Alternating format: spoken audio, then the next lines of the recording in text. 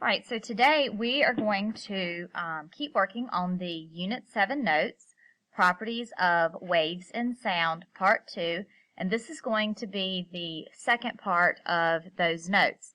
In Part 1, we learned about the parts of the ear and the process through which we hear, how the longitudinal waves of sound come through the ear canal, vibrate the eardrum. Then the hammer, anvil, and stirrup are the three tiny bones, and they work kind of like a domino effect. Then that stimulates the cochlea with the 30,000 little hair cells and fluid. And then the cochlea sends impulses to the auditory nerve. And then the auditory nerve then communicates that information to the brain. And that's the process through which we hear, because the brain then interprets and translates that as sound. So that was the first part of the notes, and now we're going to talk specifically about sound and sound waves. So we've discussed this a little bit, but this is going to be like the official part.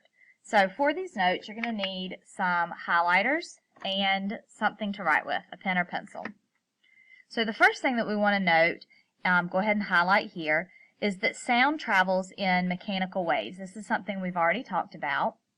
And mechanical waves require a medium. This is also a review to transfer energy, because remember, all waves transfer energy. Sound waves are also longitudinal waves. That again is a review. So this means that the particles that carry sound vibrate in the same direction as the wave's motion.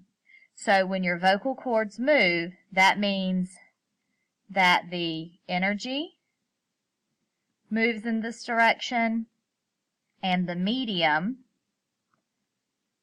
which typically when we're communicating with each other, it's in air, it's not underwater or through solids.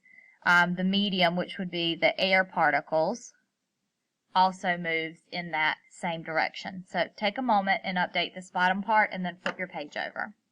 Notice how those lines are parallel lines.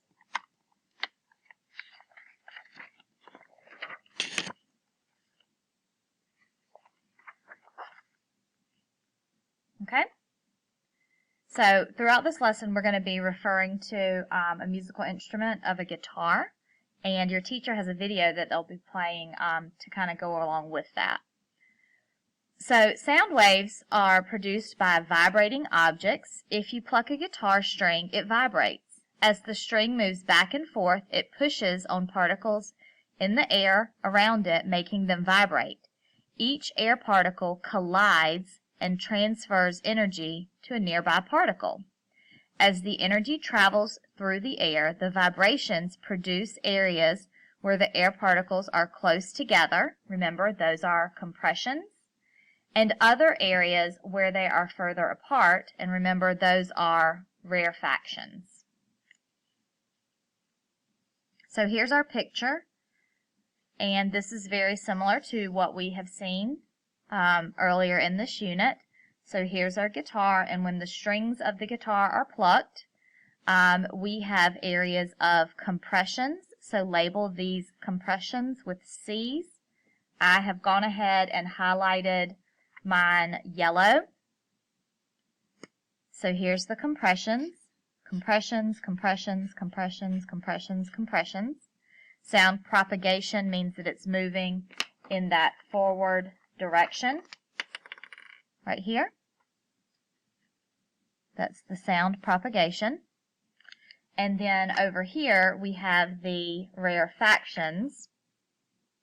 And I'm going to highlight them in green. Rarefaction, rarefaction, rarefaction, rarefaction.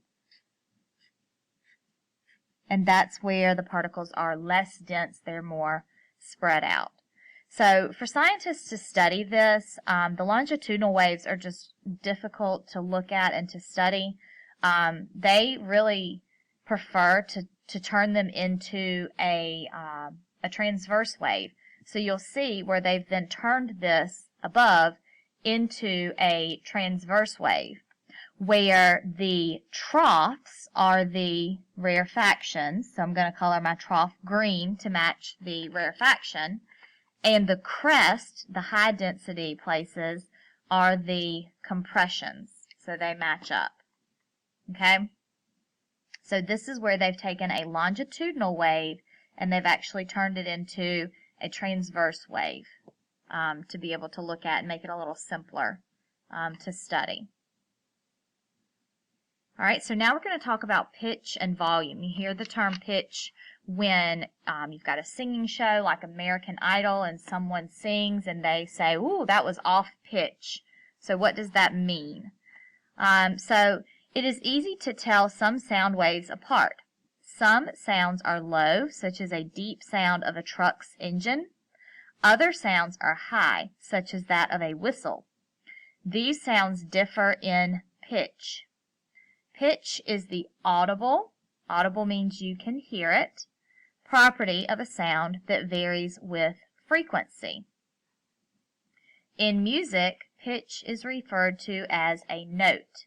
So you might have a high C or a middle C or a low C, especially if you're a band student or you've ever had piano lessons, you would know about musical notes. High-frequency sound waves produce high-pitched sounds, like being a soprano. You can hit those high notes.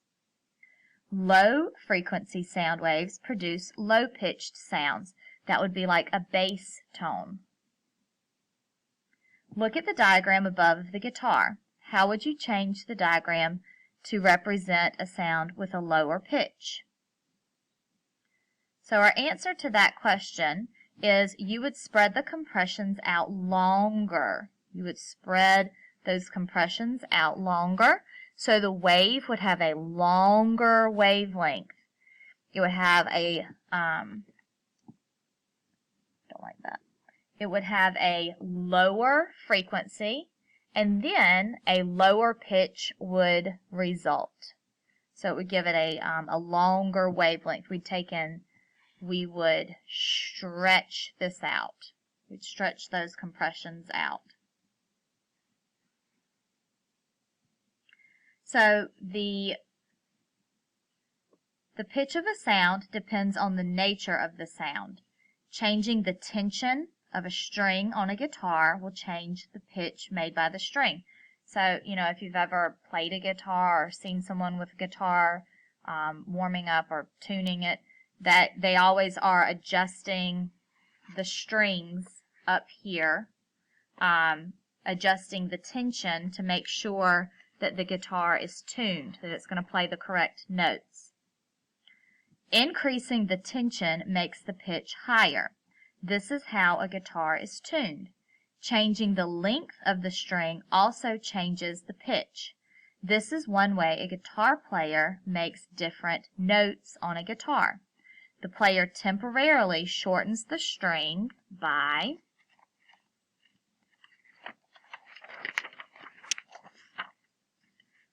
holding it down so that only part of it vibrates. Making the vibrating portion shorter makes the pitch higher. The thickness of the string also affects the pitch. The thinnest string on the guitar plays the highest notes. The thickest string on the guitar plays the lowest notes. Okay, so we're going to look at some different pictures and label them. We're going to also do a little highlighting. So in this first picture, we have a low pitch. So that would be like a deep growl. So it's going to have a long wavelength, and it's going to be a low pitch sound. Whereas a high pitch sound is going to have a very short wavelength, a much higher frequency, and that would be like a mosquito buzz.